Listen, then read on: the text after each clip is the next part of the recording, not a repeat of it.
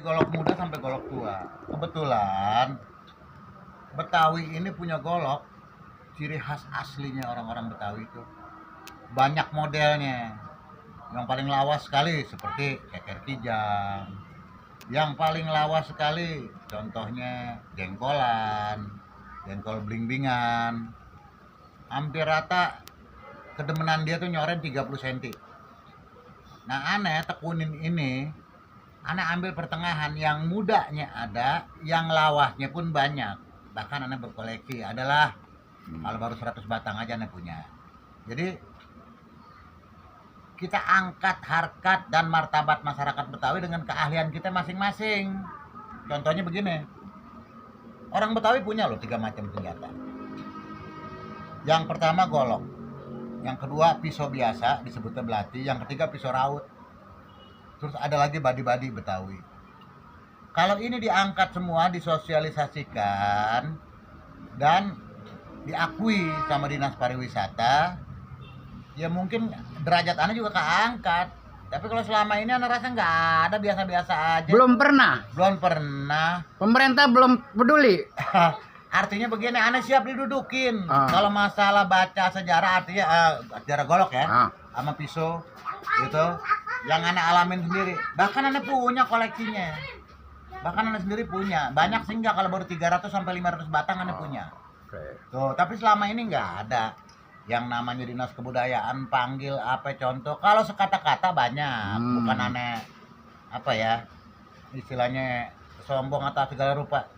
Nah bayangin kalau dari tahun 78, 77, 75 aneh ngumpulin, 78 itu aneh pernah punya sampai 400 batang.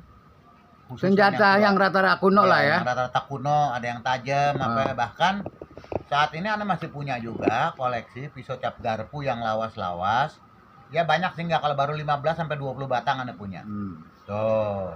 Dan ini mari kita angkat apa ya, kebudayaan, harkat dan martabat masyarakat Betawi dengan porsi kita masing-masing. Kalau aneh misalnya ya, dimotong kambing, ngerawatin kambing, pisau, golok. Mungkin teman-teman aneh kayak Bang Martin, dia tuh berjuangnya di hal lain dengan bersemangat. Temen aneh lagi Lantur Kodrat, si Lantur nih, dia urusan kali. Bang Endi ya urusan herbal di Betawi. Yang begini-begini menurut aneh ya tolong diperhatiin, jangan sampai kagak. Tuh. Oke. Kenapa sih nggak ada orang kaya gitu yang peduli, kayak di bagian suku-suku lain ada yang ngumpulin itu? Betawi, mohon maaf orang-orang Betawi semua, abang-abang aneh cangcing. Ngumpulin orang Betawi repot, sama juga kita nangkep kodok ditaruh di tampah, satu ketangkep satu loncat, satu ketangkep satu loncat, ada aja gitu. Jadi kalau aneh sih biasa-biasa aja kalau yang begitu. Emang tabiatnya udah kayak begitu barangkali. Untuk ngebuktiin sedikit deh cerita apa yang dimiliki pengetahuan tentang senjata ini, dan yang Betawi apa, yang bukan Betawi apa. Oh, satu hal ya. Orang Betawi punya empu tersendiri namanya Uyut Daimin. Ya. Uyut Daimin masih, kalau ada silakan korek, banyak sejarahnya ya.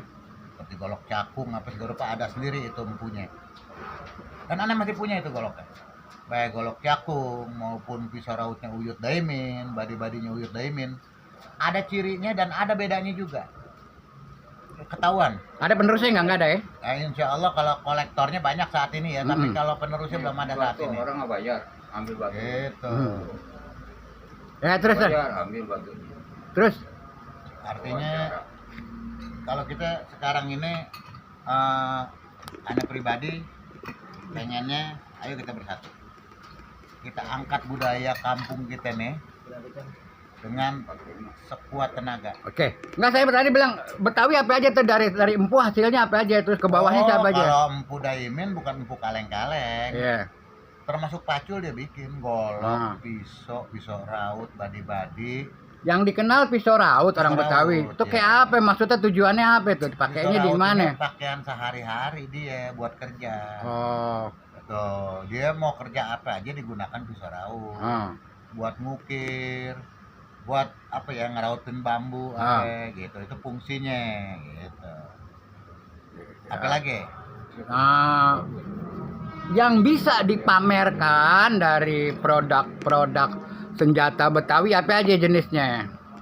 Betawi 1, 2, 3, 4 sekian lah. golok. Betawi itu punya golok ada 3 jenis. Ada soren, ada cangkringan, ada betok. Ya. Terus pisau raut. Terus juga Betawi ini punya senjata yang sangat bisa diandelin Iya. sama para pendekar. Trisula. Nah, masih ada. Dan itu semua Anda punya. Insya Allah Anda punya. Gitu. Ya harapannya begitu aja ya kira-kira. Enggak gini, artinya harus tegas nih pemerintahan baru. Ya mudah-mudahan Terus aja di pemerintahan baru terus ini. daerah khusus Jakarta ini kan orientasinya budaya. Baik. Nah sekarang Masukin kalau sini. beda nggak beda gimana kan gitu. Paham, moga-moga aja di pemerintahan baru ini, di pemerintahan Pak Prabowo Subianto, wabil khusus daerah khusus ibu kota Jakarta, seluruh yang berkaitan dengan kebudayaan Betawi dia angkat martabatnya, harkat martabatnya diangkat.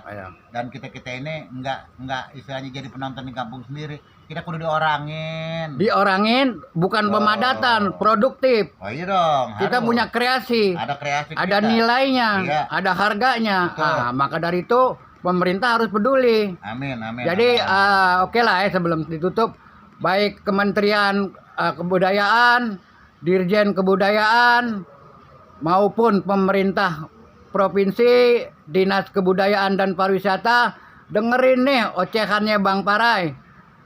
Padahal selama ini puluhan tahun nggak diapa-apain tetap hidup. Cuma alangkah bagusnya ikut naik nama Jakarta, ikut naik nama Betawi dengan membuat pameran-pameran khusus.